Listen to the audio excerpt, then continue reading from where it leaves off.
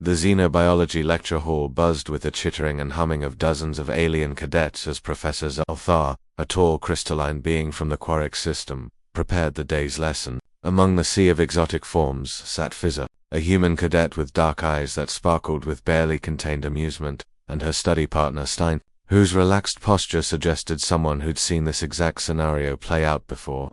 Today, Professor Zelthar announced, his voice resonating through translation implants, we examine apex predators, the ultimate evolutionary achievement of survival and dominance. Pfizer glanced at Stein, who was already grinning. They both knew where this was going.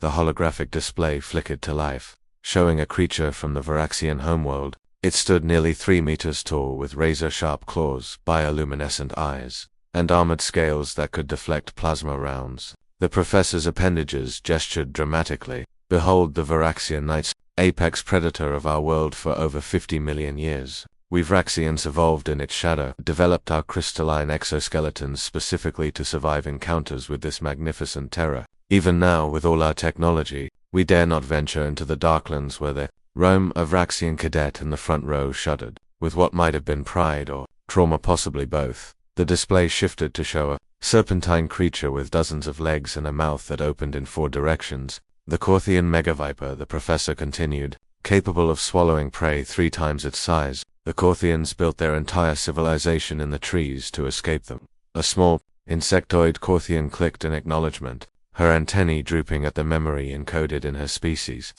Genetic consciousness. Creature after creature appeared, each more terrifying than the last. The Glacian ice render, whose crystalline claws could freeze flesh instantly. The Meridian Swarm Lord, a hive mind predator that consumed entire ecosystems. The Zentari Deathwing with its 40-meter wingspan and acid breath. Each species cadet responded with some mixture of fear, respect, and ancestral trauma. Some had built underground cities, others had evolved camouflage, armor, or defensive toxins. Several species had nearly gone extinct before developing space travel to escape their planet's apex predator. And now, Professor Zelthar said, turning to the human section of the class, let us see what Earth, this peculiar death world as it's been classified, produced as its apex predator. The hologram shifted. Pfizer sat up straighter, fighting the smile tugging at her lips. Stein had his hand over his mouth. The creature that appeared was underwhelming to alien eyes, covered in fur with large forward-facing eyes, retractable claws, and sharp teeth. Certainly predatory, but compared to the nightmares previously displayed, it seemed almost quaint. It was roughly half a meter tall in the hologram, sitting on its haunches. The Phallidae family, Professor Zelthar announced. Ambush predators with exceptional hunting skills, patience, and surprising strength for their size. Humans evolved alongside these creatures, constantly alert to their presence in the... That's adorable, Fizza interrupted, unable to contain herself any longer.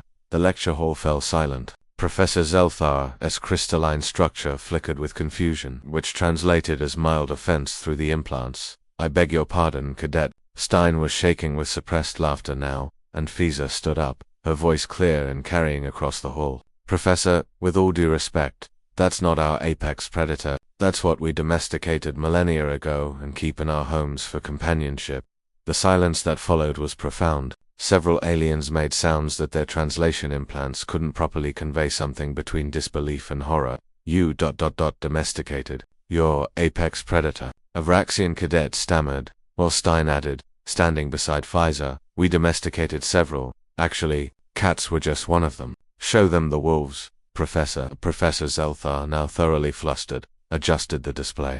A larger canine appeared, a grey wolf, captured mid-howl. These are also apex predators from Earth, the professor said weakly. Pack hunters with incredible stamina, coordination, and we turned those into dogs, Fizza said cheerfully. There are hundreds of breeds now. Some we made tiny enough to fit in handbags. Others we bred to pull sleds, herd livestock, or just sit on our laps and look cute. They sleep in our beds. Children play with them. A Corthian cadet actually fainted, her small body crumpling as her species' survival instincts couldn't process this information. But how? Professor Zelthar's voice had lost all its earlier confidence. The aggression, the hunting instinct, the danger. Pfizer shrugged. We fed them, gave them shelter, bred them selectively for temperament. Turns out if you're patient enough and persistent enough, you can befriend just about anything. My family has had 3 cats and 2 dogs for as long as I can remember. They're like family. Your young play with apex predators. A Glacian cadet's voice was barely a whisper.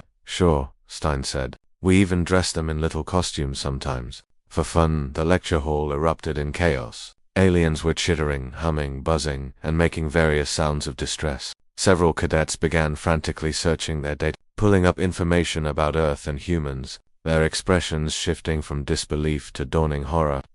Wait, a Meridian cadet called out, her compound eyes focusing intently on the humans. If those aren't your apex predators, what is Pfizer? And Stein exchanged a look. A slow, dangerous smile spread across both their faces. Professor Pfizer said sweetly, could you please display Homo sapiens in hunting mode? Maybe show the persistence hunting techniques, or our tool usage.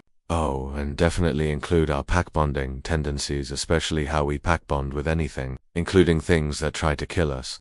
Professor Zelthar's crystalline form seemed to dim. With shaking appendages, he pulled up the requested files. The display showed early humans tracking prey for days across African plains, never stopping, never resting, until the prey literally collapsed from exhaustion. Then it showed tool creation, weapons development, tactical coordination, the building of civilizations, the conquest of every environment on Earth from frozen tundras to burning deserts, the extinction of megafauna wherever humans arrived. But most disturbing of all was the footage of humans, pack-bonding humans keeping bears, tigers, sharks, wolves, and countless other predators as companions. Humans risking their lives to save injured animals. Humans crying over the deaths of creatures that should have been prey or predator. We're the apex predator, Stein said quietly into the stunned silence. We're persistence hunters, tool users, and adaptation specialists. We conquered our planet so thoroughly that we got bored and started making friends with everything we used to hunt,